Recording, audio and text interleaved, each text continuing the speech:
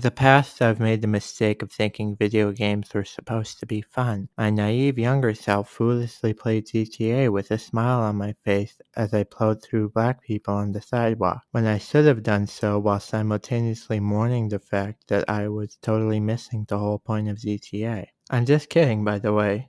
It's so sad to have to say that, but the way modern media is now, you can say the most outrageous thing imaginable and people can't be sure. People most active in being offended are a vocal minority that have convinced all Western institutions that they need to cater to them. And just to be clear, I'm definitely not talking about conservatives when I say that. I'm talking about the woke whiny liberals who are always complaining about how anti-woke things have gotten and trying to work to ban straight marriage. As a result, nearly all popular media presents the same tired woke opinion on everything, and this has taken over the gaming industry entirely, or should I say the gaming industry, because you can't make a game nowadays without having like a gay Chinese man in it or something, except probably can't even say man anymore, can you? It has gotten to the point where it's harder to be openly conservative than openly gay. The industry is a hive mind of radical leftist opinions that is completely out of touch with the opinions of most of its consumers. Take for instance the outrage over Days Gone's protagonist. John Ryan from IGN claims that he rolled his eyes upon first sight of the character because he was, and I quote, yet another gruff white male protagonist. He was clearly mad at the fact that he was a white male and not at the fact that the typical archetype of a gruff white male is overdone and cliche. No, simply the fact that he was a straight white male with masculine characteristics made this journalist upset. And I know he never did actually say anything about him being straight, but he was probably secretly mad about that too. What is especially annoying about this is that straight white male is likely also to be a description of their audience. In other words, the gaming industry hates straight white male and also wants their money. Consider also the ridiculous Polygon article complaining about the way From Software writes women, a baffling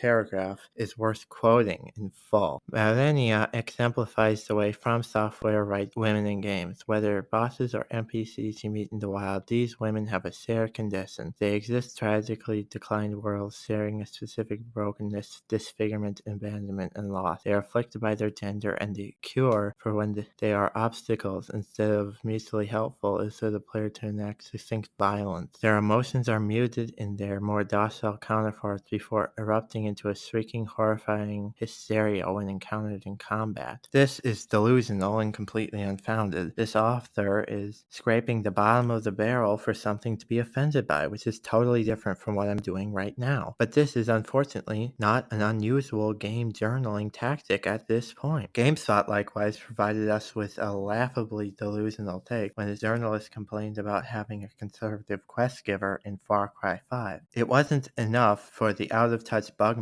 that the character was clearly a caricature of a conservative, which was maybe lost on them, considering how much of an echo chamber they are in, but they were confused and outraged that the character wasn't someone they were supposed to be hostile to, and their anger had nothing to do with how close to home it all hit after a recent mass shooting that happened around the time of the article releasing that had similar connections to the people the game wanted you to be on the same side of. It was none of that. They just want games where they can shoot conservative NPCs, and they said, and I quote, that anything else than that would be traumatizing and evil. That's really what they said. Look it up. Let us also call to mind the outrage when BioWare felt that a gay romance was not in character for the male shepherd. How dare they make a decision based on what was most true to the character rather than exclusively pushing a political agenda, cried the radical left. I am honestly sick and tired of the radical agenda that claims that gay people exist and that they deserve basic human rights. It's like I'm hearing about it every 2 seconds nowadays. Of course, they caved in later games and allowed you to make decisions on whether you wanted the shepherd to be gay or not. It's outrageous. When will these game developers learn that games are not a place for player choice? But when your primary motivation is money, you'll always follow the loudest minority and not the majority, which will make you more money. And even when conservatives are associated with a game without influencing its content in any sort of manner, the cancel mobs need to draw blood. How is it fair that having one person like you in the game causes so much outrage? Gay people just don't understand what it's it's like to be treated differently because of who you are. We've seen this with the Hogwarts game, which has more than stood strong despite the boycotts. We've seen this also with the people who tried to cancel Harvey Weinstein just because he was a straight white male, a sad example of poor innocent straight white men being taken down because of the woke hive mind. At this point, it doesn't seem like media companies in general even care about making good products anymore, let alone well-crafted art. Everything has been sea-halt. I wish we could go back to the good old days of Bioshock and